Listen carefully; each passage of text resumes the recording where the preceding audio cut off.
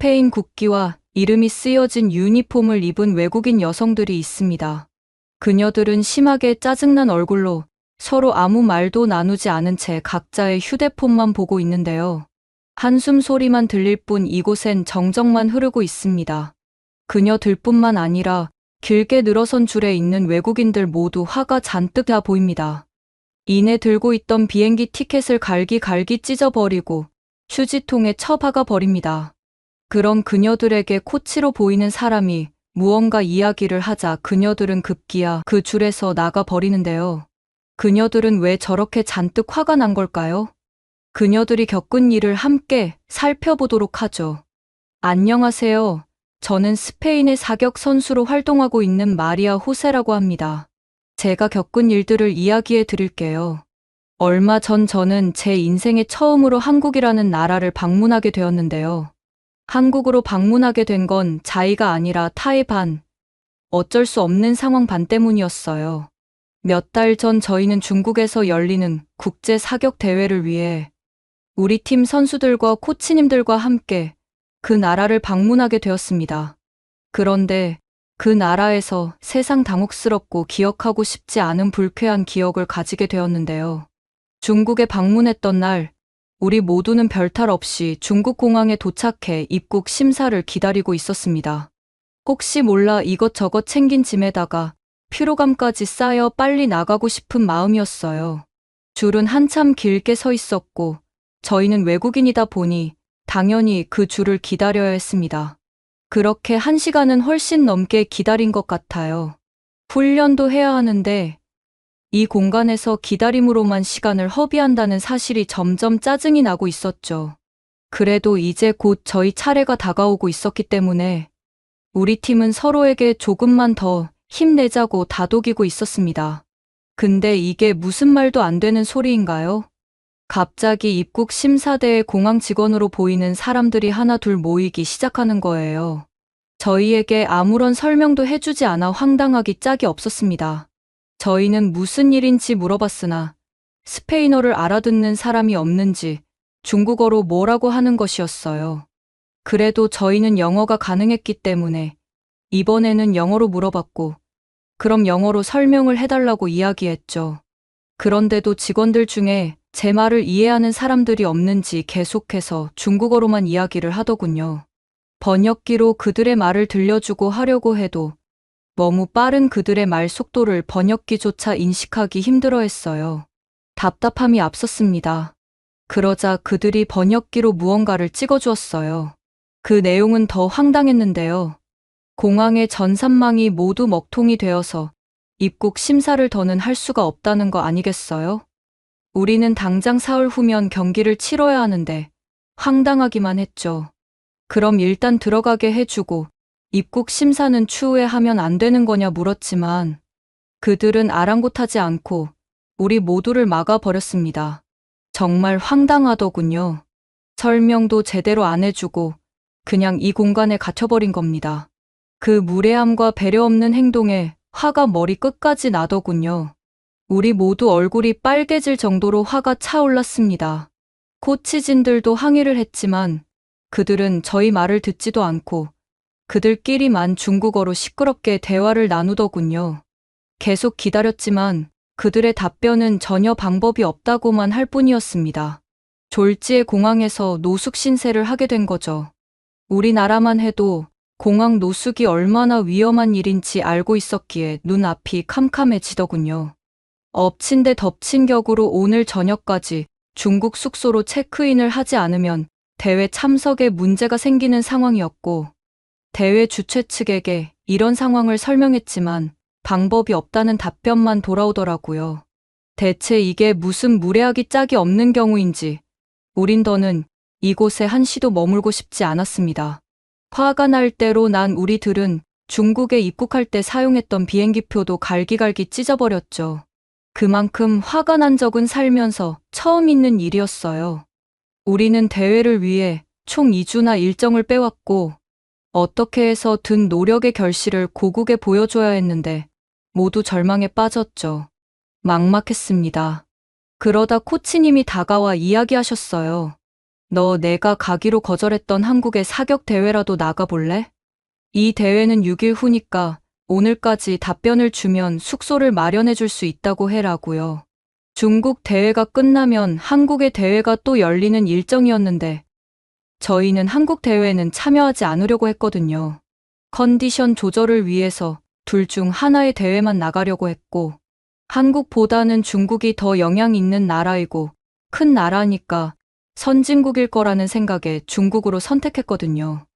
내키진 않았지만 어쩔 도리가 없었기에 그럼 일정을 변경해 한국으로 향하기로 했습니다. 불행 중 다행으로 한국으로 가는 비행기 시간에 우리 여유 좌석이 있어 지체 없이 바로 탈 수 있었습니다. 한국까지는 그리 멀지 않더군요. 그래서 우리는 더 편견이 생길 수밖에 없었습니다. 왜냐면 이 정도로 가까운 나라면 문화 수준도 비슷할 거라고 생각했거든요. 그리고 중국에 비해 영토도 비교되지도 않을 정도로 작은 수준이라고 생각했기에 기대감이 없었다는 말이 정확할 것 같습니다. 그렇게 우리는 한국공항에 도착했습니다. 내리자마자 저희는 솔직히 좀 놀랄 수밖에 없었어요. 방금까지 있던 중국의 공항에 비하자면 비교할 수도 없는 쾌적한 수준의 장소였기 때문입니다. 저희는 빠르게 짐을 챙겨 입국 심사대로 향했습니다. 어쩐지 외국인 입국 줄이 적더군요. 역시 한국에 오는 외국인이 중국보다 적긴 하네라 생각이 들었습니다. 그런데 바로 왜 그 줄이 그렇게 짧았는지 알 수 있게 됐어요. 앞에 12명 정도가 있었는데 제가 핸드폰을 켜려고 꺼내는 그 짧은 순간에 그 줄에 있던 사람들이 벌써 심사를 마친 뒤라 바로 저희 차례가 되었더라고요. 우리는 이거 대충 보는 거 아니냐, 보안이 엉망이다라며 스페인어로 이야기를 나누고 있었는데요. 입국심사대 직원이 저희에게 스페인어로 대답을 하시더군요. 깜짝 놀랐습니다. 당연히 스페인어는 못 알아들을 줄 알고 비아냥거리듯 이야기하고 있었거든요. 그런데 그 직원의 유창한 실력에 뻘쭘하기도 하고 무척 민망했습니다. 죄송하다고 이야기했죠. 그러자 그녀는 한국 공항 보안 시스템은 세계 최고니 걱정하지 않아도 된다고 말해주더군요. 그때 몰랐지만 한국은 안면 인식으로 사람들이 여권을 꺼낼 필요도 없이 통과할 수 있는 최첨단 시스템도 도입 중이며 지문 등록 등 바이오 인증 시스템도 있다고 하더군요. 기술이 워낙 좋다는 건 들어서 알고 있지만 실제로 경험해 보니 정말 편하더라고요. 그렇게 우리는 입국 심사까지 채 10분도 걸리지 않은 믿기지 않은 속도로 공항의 출구로 나갈 수 있었어요. 너무 순식간에 일어난 일들이라 어안이 벙벙했습니다. 불과 몇 시간 전에 중국에서 겪은 답답한 상황과 너무도 달랐기 때문에요. 그런데 나가자마자 최첨단 기술력을 바로 입증하게 되었는데요. 하얗고 동그란 로봇들과 네모난 로봇 등 각종 로봇이 조종사 없이 AI 시스템으로 돌아다니고 있는 거예요. 장애물인 사람들을 피해 경로를 헤쳐나가고 있었죠. 마치 SF 영화에서만 보던 미래에 와 있는 듯했죠. 로봇 종류도 다양했는데 그 중 하나의 이름은 에어포트라고 하는데 여행객들의 무거운 짐도 운반해준다고 사실에 경악했죠. 항공 티켓을 읽어 에어포터만 따라가면 여객의 탑승구를 목적지로 설정되어 있어 짐을 싣고 이동한다고 하더군요. 게다가 로봇이 사람을 따라오게 하는 기능으로 할 수도 있었죠.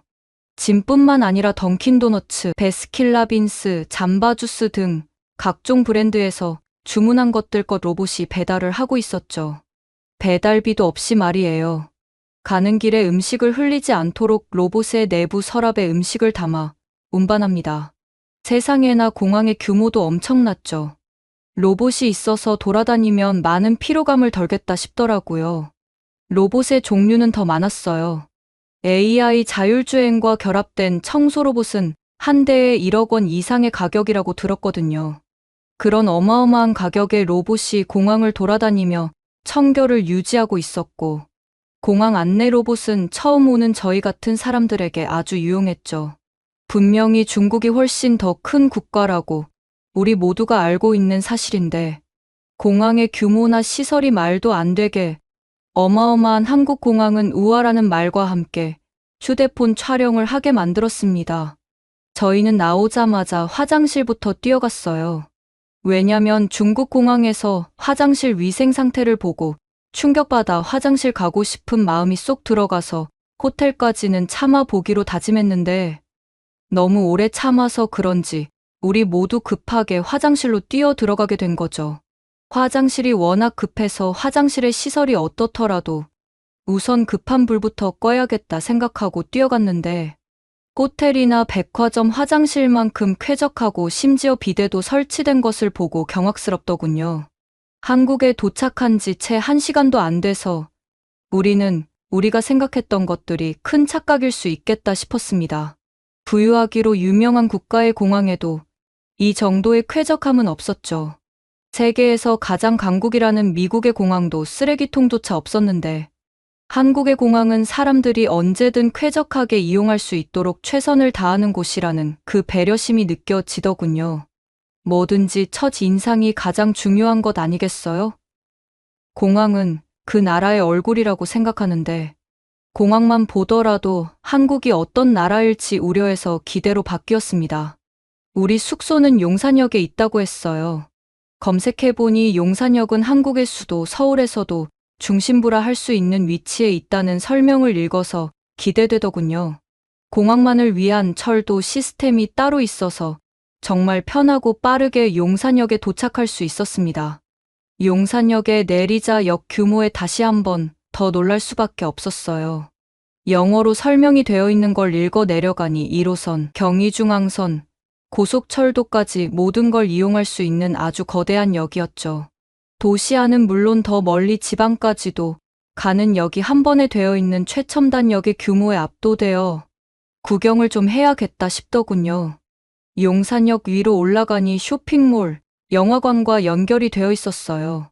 저희는 그곳에 가서 밥을 먹을까 하고 올라갔더니 그곳은 쇼핑몰로 연결된 곳이 아니더군요.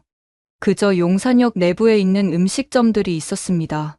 이렇게 많은 F&B 시설 역 안에 있을 수 있다니 놀라움의 연속이었습니다. 한국에 와서 가장 놀란 점으로는 어느 곳이든 비즈니스맨들로 보이는 사람들이 코드를 꼽고 노트북을 하거나 충전을 하고 있더군요. 라운지라는 곳을 살짝 살펴보니 그 안에는 얼음 정수기, 커피 머신 심지어 프린트, 스캔까지 가능하더군요. 저도 갑자기 이런 서비스를 이용해야 하는 경험이 종종 있었기 때문에 굉장히 실용적인 것을 누구나 언제나 쓸 수 있다는 걸 보고 부러운 마음이 들었어요. 호텔로 가기 전 한 번 더 화장실을 들렀습니다. 그런데 이곳에도 비데가 설치되어 있더군요. 계속 둘러보며 보인 한국의 시설들을 보다 보니 저절로 우리나라와 비교를 할 수밖에 없더라고요. 비데는 싼 값의 기계가 아니기 때문에 우리나라였다면 며칠도 못 버티고 비데를 다 뜯어갔을 텐데요. 라운지의 정수기, 스캔, 복사기도 마찬가지로 말이에요. 우리나라의 경우엔 전기 코드나 인터넷을 사용할 수 있는 곳은 지정된 장소에서만 가능했습니다. 그런데 한국의 사람들은 언제나 어디서나 제약이 없다는 게 느껴졌어요. 효율성을 굉장히 따지는 편리한 나라구나 싶더라고요. 우리는 식사 메뉴를 고민하다가 한국식 치킨과 파스타를 먹기로 했어요. 너무 낯선 음식은 좀 꺼려졌거든요. 메뉴가 나오고 한 입 먹자마자 우리는 메뉴를 몇 개 더 추가하게 됐을 정도로 맛있었어요. 여러 나라에서 맛집을 다녀봤지만 한국 음식도 아닌 치킨과 파스타가 어떻게 원조 나라보다 맛이 뛰어난 건지 믿을 수가 없더군요.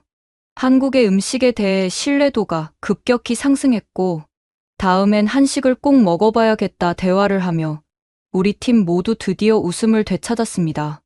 그런데 그 순간 아차, 정말 심장이 떨어질 것처럼 놀랄 일이 생겼습니다. 제가 끌고 온 캐리어를 그만 화장실에 두고 온 거죠. 밥까지 먹었으니 당연히 꽤 오랜 시간이 흘렀고 그래서 당연히 포기하는 마음이지만 그래도 아까 방문했던 화장실로 향했죠. 그런데 저는 바로 사진으로 그 현장을 찍어 둘 수밖에 없었습니다. 왜냐면 제가 아까 두고 간 그 모습 그대로 캐리어가 서 있더군요. 아무도 안 가져간 건 둘째치고 어떻게 건드리거나 내부에 뭐가 있는지 확인하지도 않았을까 놀라웠어요. 우리나라였다면 이미 그 캐리어는 진작에 사라졌을 텐데 말이에요. 저도 빈털터리가 되고 갈아입을 옷 하나도 없는 처지가 됐겠죠. 한국에 대한 신뢰도가 계속 올라갔어요. 드디어 호텔에 체크인을 하고 다음 날이 되었죠. 아직 대회까지는 시간적 여유가 좀 있어서 그동안 우리는 한국을 좀 더 관광하자는 의견이 모아졌죠. 가보고 싶은 곳들을 서치했고 한국의 대중교통을 더 타보고 싶다는 생각에 이번엔 버스를 타보기로 했죠. 용산역 앞 버스 정류장은 정말 거대했어요. 마치 터미널만큼 큰 크기였습니다. 그런데 우린 정말 기발한 걸 발견했습니다. 버스들만 다닐 수 있는 도로가 있었고 또 버스가 곧 도착한다는 정보는 물론 그 버스 안에 사람이 많이 탔는지 여유로운지 표시 정보가 표시됐습니다. 한국의 교통 서비스야 전 세계적으로 유명한 건 알고 있었지만 이 정도로 기발하고 실용적인 아이디어라니 당장 우리나라에도 생겼으면 좋겠다 싶더군요. 우리가 타야 할 버스가 곧 도착한다고 써 있었기에 우리 모두 준비를 하며 기다렸다 버스에 탑승할 수 있었죠. 우리는 한국의 크다는 쇼핑몰에 가보고 싶었어요. 내부에 들어가서 우리는 한국의 마스크팩부터 담기 시작했어요. 한국에 가면 꼭 사와야 하는 필수템이라며 친구들이 꼭 사다 달라고 했거든요. 한국 제품은 제 친구들 사이에서도 워낙 유행이라 기초 제품부터 메이크업, 색조 제품까지 하나 이상은 모두 가지고 있어요. 즐거운 쇼핑을 마치고 저희는 순간 눈이 휘둥그레졌습니다. 쇼핑몰 안에 사격장 시설이 있는 게 아니겠어요? VR로 놀이기구를 타는 체험은 물론 암벽 등반부터 구기 종목도 해볼 수 있었죠. 쇼핑몰 안에 운동을 할 수 있는 시설이 있다니 사람들의 상식의 틀을 벗어나 획기적이고 아주 창의적이더군요. 저희는 한번 즐겨보자며 신이 났어요. 사격도 선수인 우리가 연습하기에도 적합할 정도로 아주 높은 수준의 시설이었죠. 이래서 한국이 사격 강국인 걸까 생각을 했어요.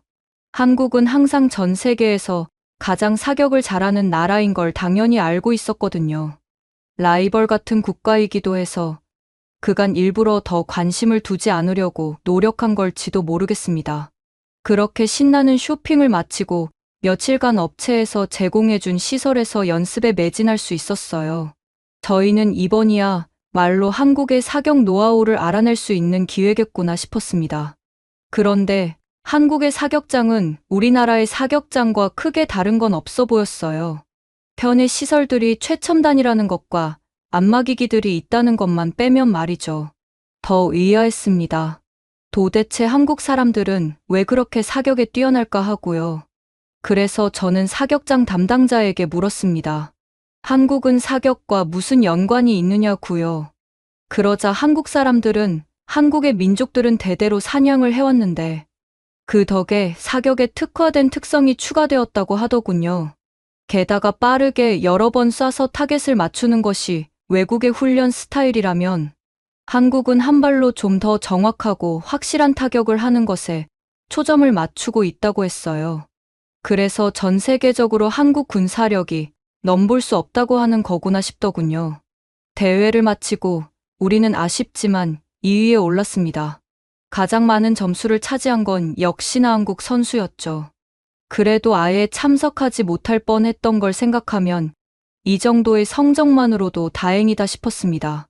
하마터면 2위라는 성적도 가져가지 못하고 귀국할 뻔했으니까요. 한국에 대해 충분히 이해하고 느끼기엔 부족한 시간이었지만 그래도 정말 행복했던 보름 정도의 기간이 지났습니다. 1년 뒤 한국에서 국제대회가 다시 열리는데 우리는 그때 약 한 달 정도 기간을 비우고 오기로 다짐한 채 비행기에 올라 멀어져 가는 한국의 땅을 바라보았습니다. 멀리서 보니 한국은 정말 다른 나라들에 비해 이렇게 크지 않은데 발전한 건 늘 효율적이고 실용적인 것들을 생각하고 또 생각만으로 그치지 않고 실행에 옮기는 민족이라는 생각이 들더군요. 고국에서 버스를 탈 때도 지하철역에서도 어딜 가나 한국의 편리함이 그리울 것 같습니다. 그래서 우리나라에서 지낼 날들이 걱정되기도 해요. 왜냐면 한국에서 있던 게 고작 보름일 뿐인데 우리 모두가 한국만 가진 신속함과 편의성에 적응되어 버렸거든요. 오늘 사연은 여기까지입니다. 한국에 와서 감동받았다니 저희도 기분이 좋네요. 다음에도 또 와주셨으면 좋겠습니다. 오늘 사연 마음에 드셨다면 좋아요와 구독해주시면 감사하겠습니다. 다음에 또 뵐게요. 안녕.